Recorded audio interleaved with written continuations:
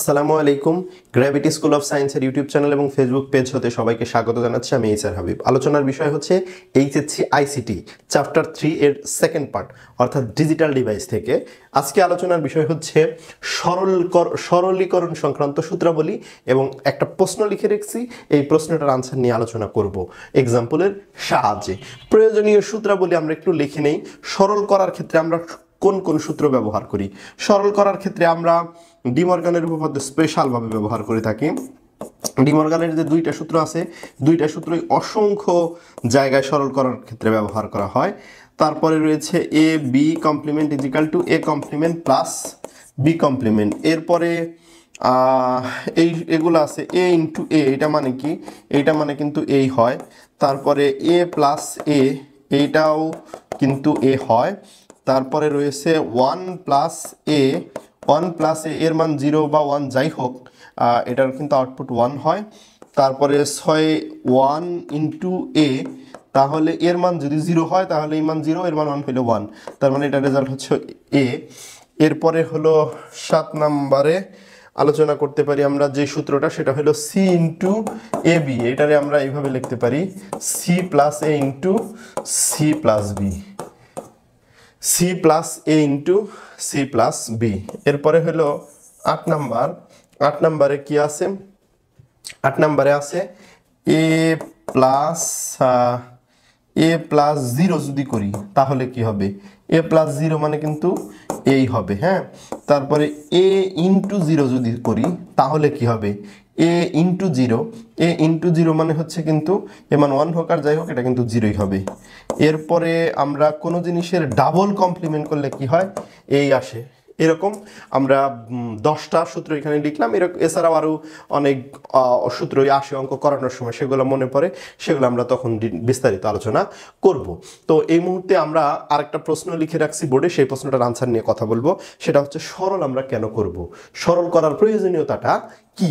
আমরা আমাদের বাস্তব জীবনেও তো যে কোনো জটিল এবং কঠিন জিনিসকে সহজ করার চেষ্টা করি। আমরা জটিল এবং কঠিন জিনিসকে সহজ করার কেন চেষ্টা করি? সহজ করার চেষ্টা করি আমাদের সুবিধার জন্য। ঠিক তেমনি সরল করবো আমাদের সুবিধার জন্য। কি সুবিধা পাওয়া যায় সরল করলে? এই ক্ষেত্রে, আইসিটির ক্ষেত্রে সরল করলে অনেক সুবিধা রয়েছে।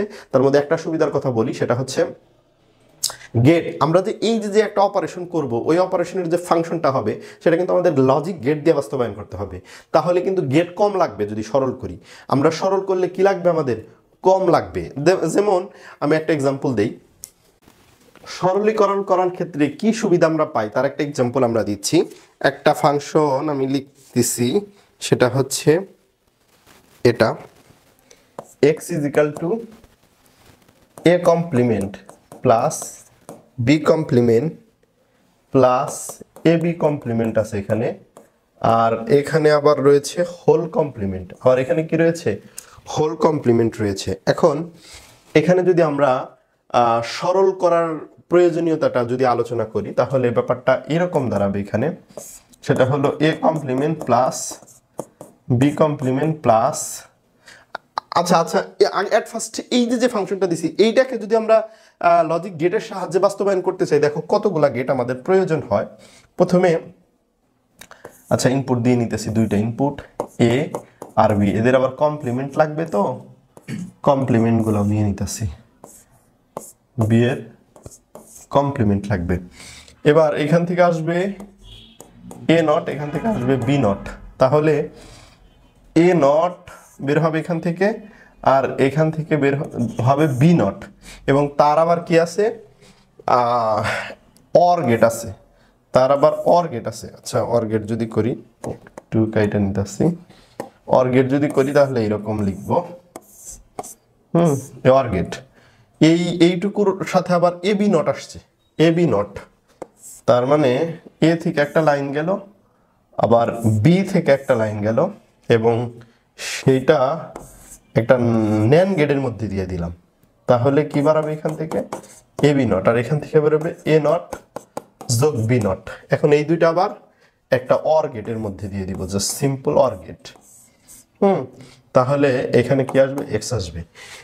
দেখো এই গেটটা বাস্তবায়ন করার ক্ষেত্রে আমাদের এতগুলা গেট লাগলো। কয়টা গেট লাগলো টোটাল? আমরা যদি একটু টোটাল নাম্বার হিসাব করি, টোটাল নাম্বার হিসাব করলে এখানে একটা, 2টা 3টে 4টে 5টা গেটের প্রয়োজন হলো।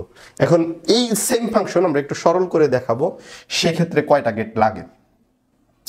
সরল করার ক্ষেত্রে আমরা শুরুতেই যে কাজটা করতে পারি সেটা হচ্ছে ডি মর্গান উপপাদ্য ইউজ করতে পারি এখানে, যে এইটুকু যদি এ হয় আর এইটুকু যদি বি হয় তাহলে এ প্লাস বি কমপ্লিমেন্ট।